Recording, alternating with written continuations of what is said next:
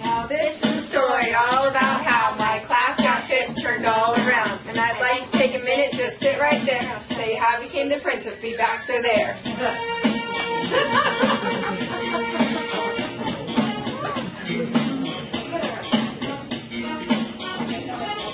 Hamilton, Ohio, born and raised, and the classroom is where I spent most of my days, chilling out, maxing, relaxing out cool, making smiles and stars on all the papers in school. And on a couple of tests, I wasn't doing so good. I started getting feedback like I know I should. Got one double mark, and my mom got scared. She said, "You're improving your work to help you prepare."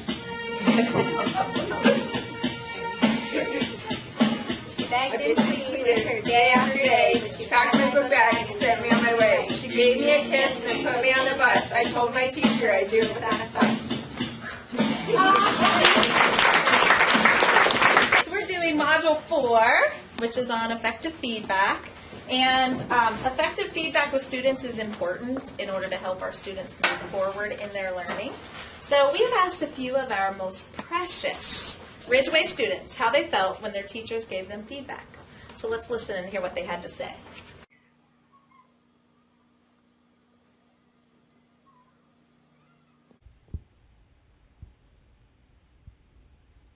Me feel more confident in myself. I feel like I got a compliment and I feel really happy inside. I feel really happy and I keep doing it. I feel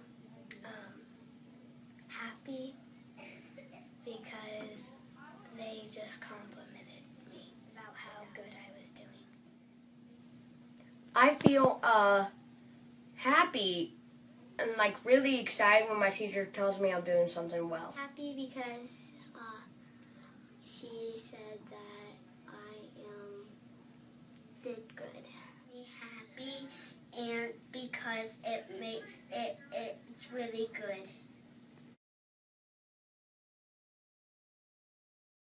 I feel grateful for the advice so I can improve. I feel disappointed and that my teacher doesn't think I'm doing well. I do better and then I take more responsibility. I feel a little disappointed when my teacher says that I have to try to do a little better. I don't like it when my teacher tells me to do better because it gives me a sign that I'm doing bad, and no one likes that. Embarrassed because my friends heard what the teacher said too.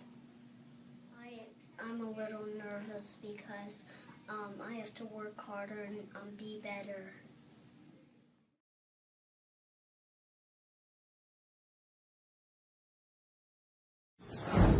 Because I did it! Yay! Me feel really happy and really excited.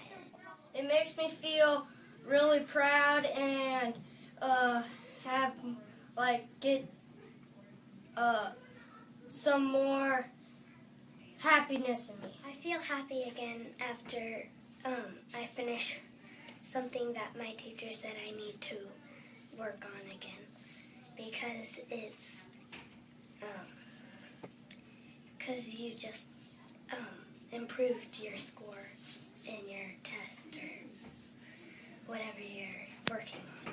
Ecstatic because I know I'm getting better at something. And, well, you can't get better if you don't take advice from people. That's what I always think. Better because I listened to what she said and I got better grades. I'm happy because I done all my work and I got a compliment from my teacher. Okay, so as we can see, we are all giving feedback to our students, but when we met as a group, we just kind of thought this was interesting to find out that some of the kids were actually a little embarrassed about the feedback that we were giving them. They felt embarrassed. They felt it was kind of a negative thing toward them. So we kind of wanted to spend some time sharing how we give feedback in our classroom.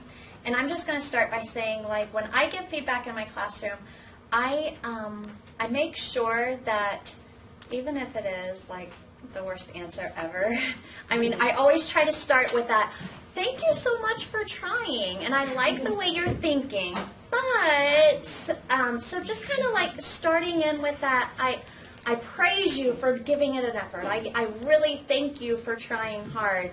But this is what I would like to see. And then always give them second chances. Always give them third chances if needed. You know, just today we were learning how to tell time, quarter past and quarter till. Oh my. But there's one little girl, I mean, she tried the first time, and I think, honestly, it was the way that I gave her the feedback that she wasn't embarrassed or she wasn't nervous to try again. And she tried a third time. And when she got it that fourth time, I made the biggest deal out of it. Like, yes, you got it. Awesome. I knew you could do it. So I think really just taking those kids' words to heart and making sure that when you are giving your feedback, whole class or small group or even one-on-one, that you're really careful with how you choose your words, how you choose your feedback, and make sure that you have that positive reinforcement with them that is going to motivate them to keep trying and not just shut down and be like, oh, I stink, that type of thing. And this is one that I started using, a way of feedback with writing, where my kids were typing a personal narrative, and I typed the comments, like some suggestions to it, and then McKenna is one of my high students, but she did take all the advice that I gave her, and they like it when I do the comments, because a couple of them I didn't do the comments and they were kind of frustrated and upset with me, so I had to go back and do the comments. And also I was surprised at how little time it took, because I went through almost all my kids' writings one day after school, and it was probably 20 minutes. But I told Allison too, I was so impressed with most of my kids when I gave them suggestions. They actually did the things that I suggested. Like in hers, I wrote, don't forget the FTC, which is where we say a fine-tooth comb. And she went back and fixed little things like capital letters and punctuation. A couple of them, I did say something about, you know, we really worked hard on the opening sentence. It might be a good idea to go back and do that.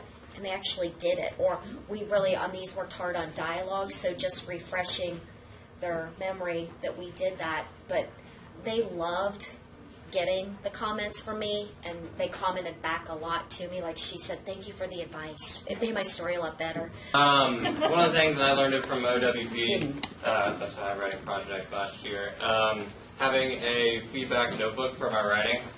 And what I do is, like, throughout the, like, if we did personal narratives, and what I do is I just have the kind of students come over, and I have them read me their story, what they have. And as they're reading, I'm writing down all the good things that I love and hear. Like, because they get to actually see that I'm writing and listening and looking for things that are great in their story. So, for example, one of my students, she, in her lines, she said that she had butterflies in her stomach and that she had a death grip on the roller coaster. And I wrote those down, and I was able to show her that I wrote those down. I was like, those are great words. I love how you're using that. And then once we take a step back, I ask them, so how do you feel that you could improve upon?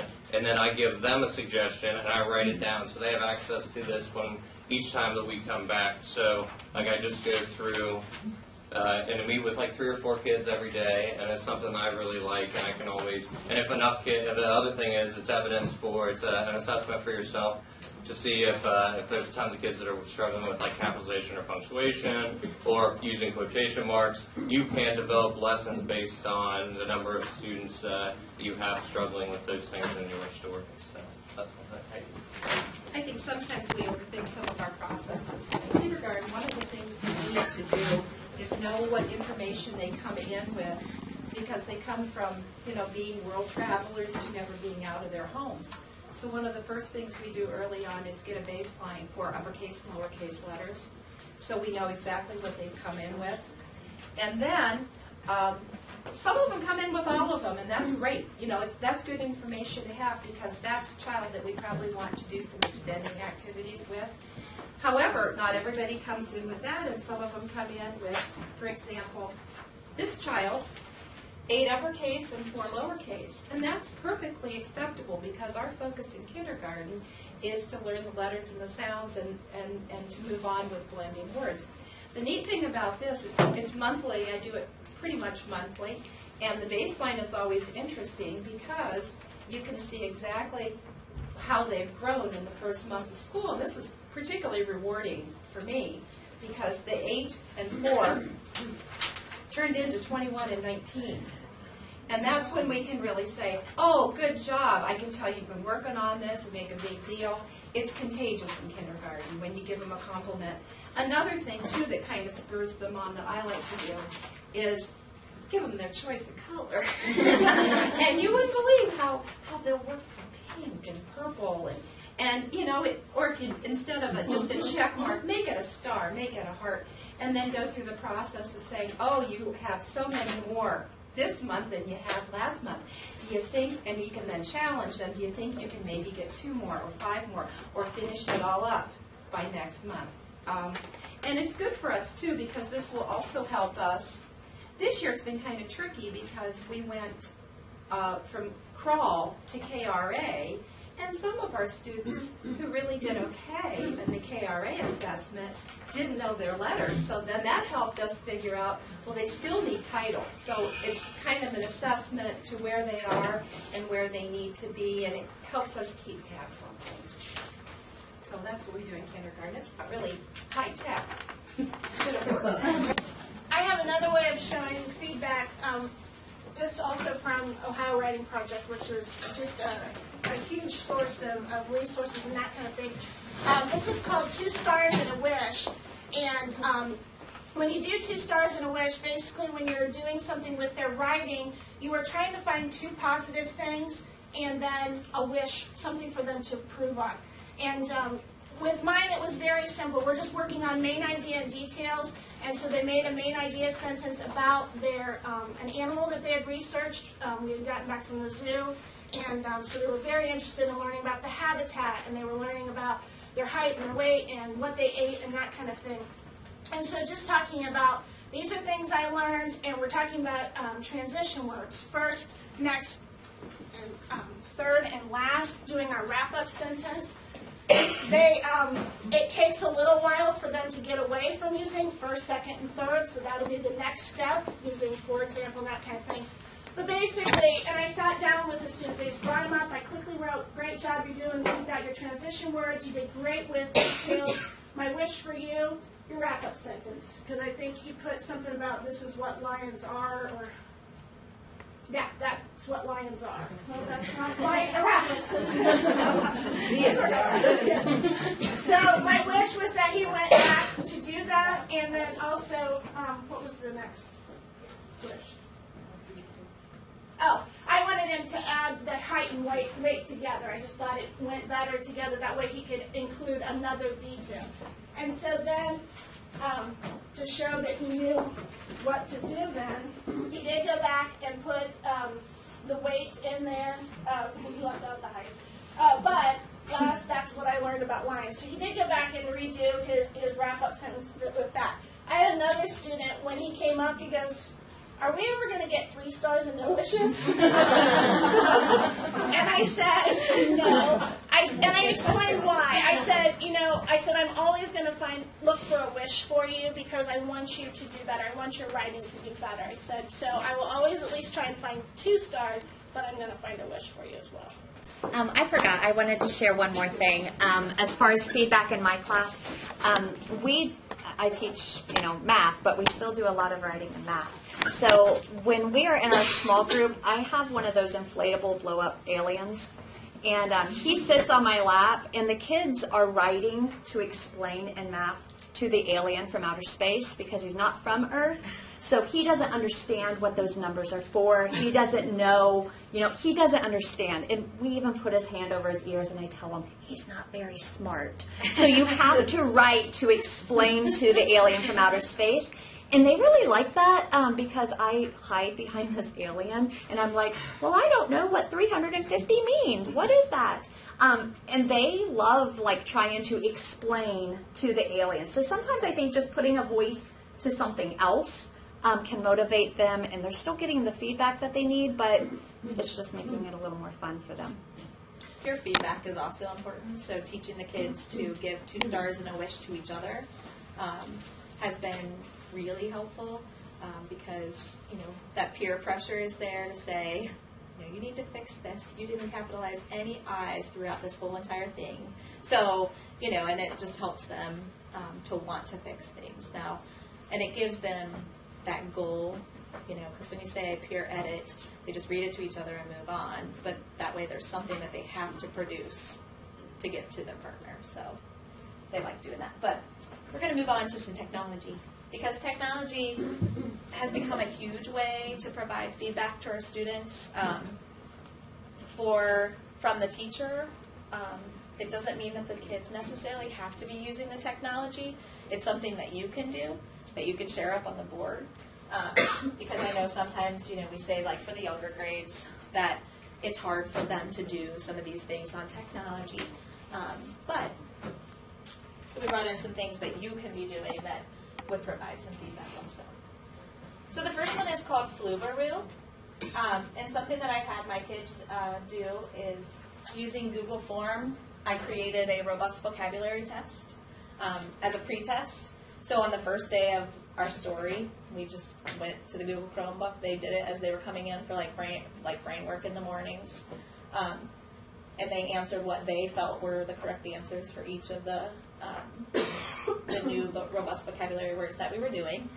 And whenever you do a Google form, it automatically sends you the responses in a spreadsheet so that you can see what everybody's answering.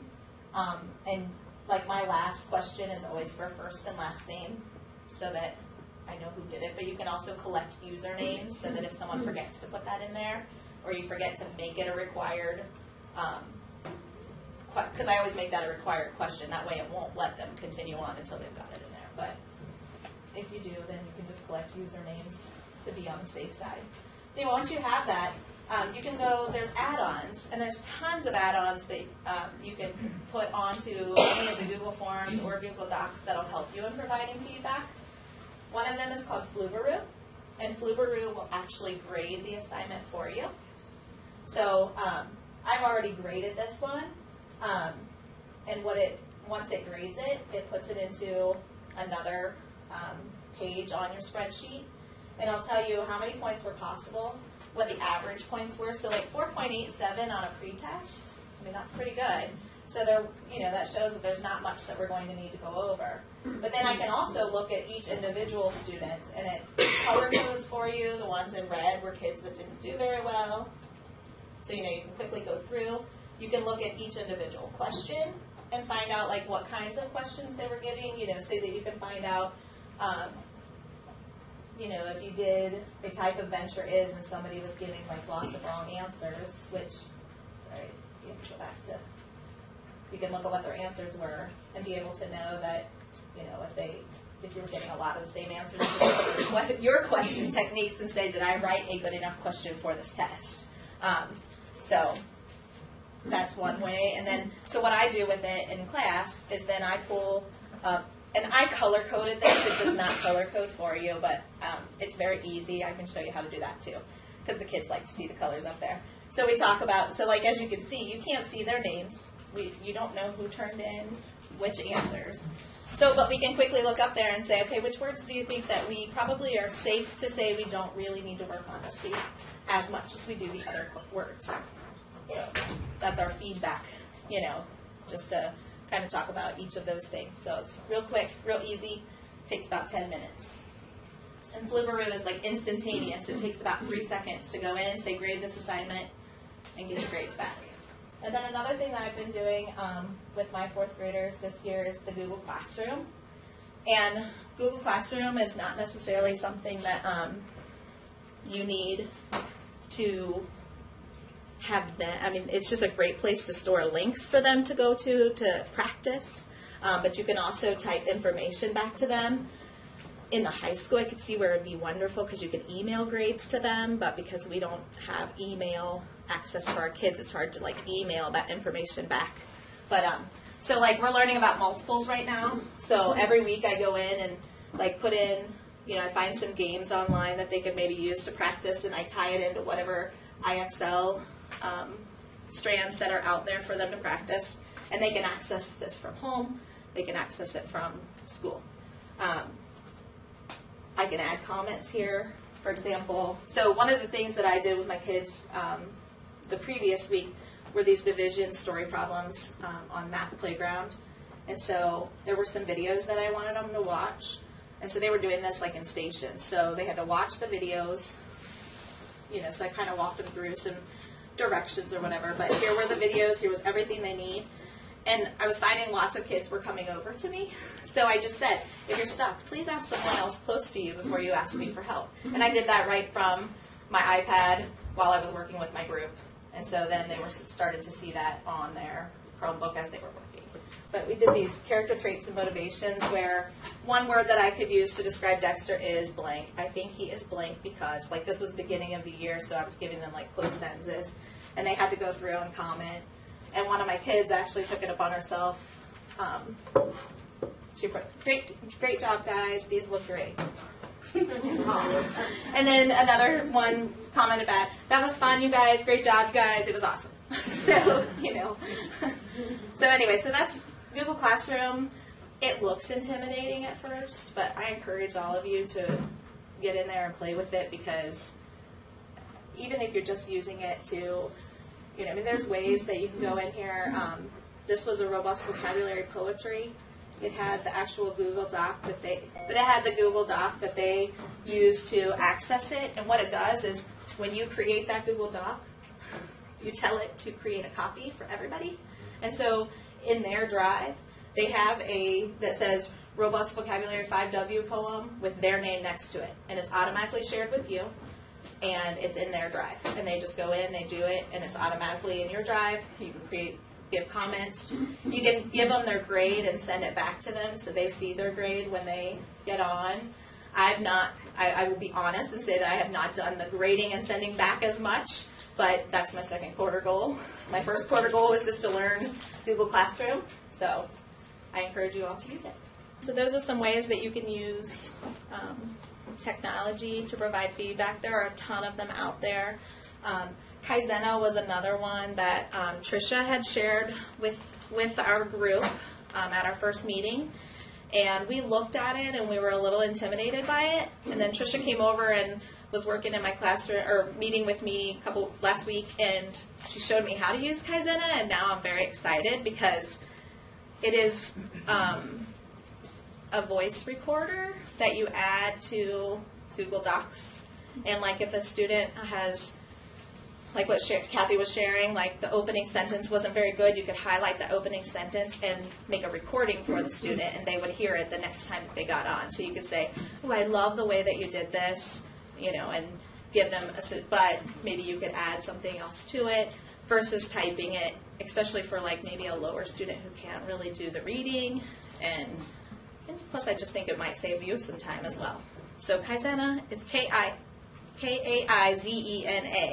and it would be an excellent resource. I just didn't have time to get it up here to share with you today, but so thank you to Tricia for clarifying what it exactly was, because I think we were maybe on a different website than what was shared or what we found through the Google Classroom.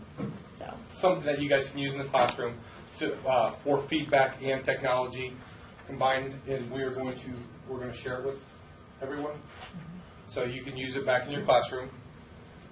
It is basically a survey. Oh, sorry. I'm jumping ahead. Yeah, you're taking my That's all right. Go ahead. So, okay, we created a survey for you once you tried some of this feedback in your classroom.